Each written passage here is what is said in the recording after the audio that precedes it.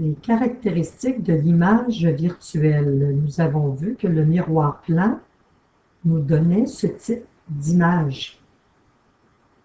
Avec l'étude des miroirs courbes, nous allons voir que nous avons aussi l'image réelle.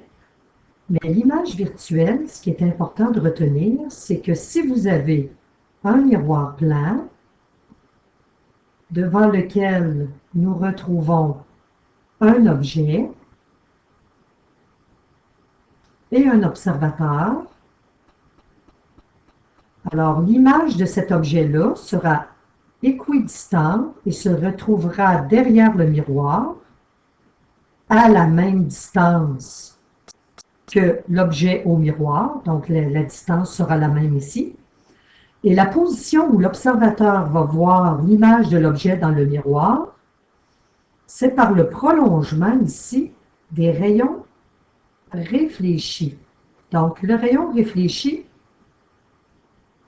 part de l'image et va à l'œil de l'observateur. Donc, par la suite, qu'est-ce qu'on applique? Ben, on trace le rayon incident au point d'incidence.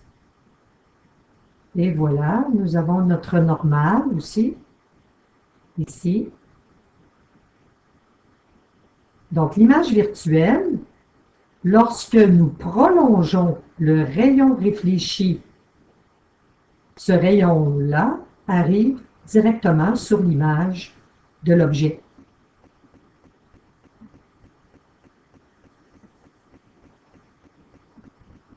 Si j'ai un autre objet, donc supposons mon miroir plan, toujours mon miroir plan. Ici, comme objet, j'ai une flèche, un observateur qui est placé à proximité. Alors, nous traçons l'image qui est équidistante.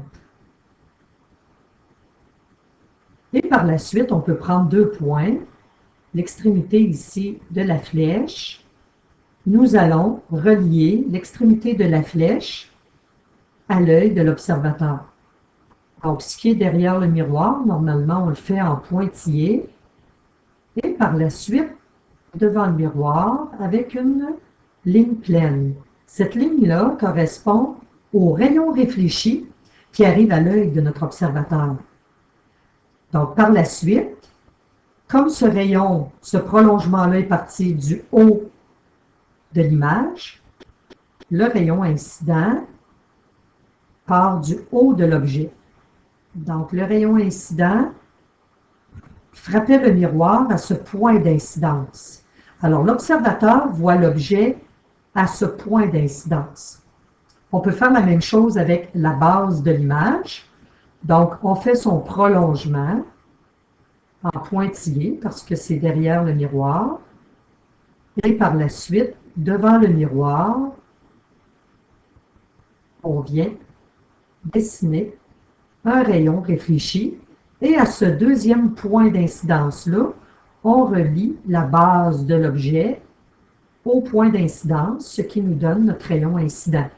Donc, l'image virtuelle, elle est obtenue par le prolongement des rayons réfléchis. Si on prolonge les rayons réfléchis vers l'arrière, on arrive directement sur notre image virtuelle.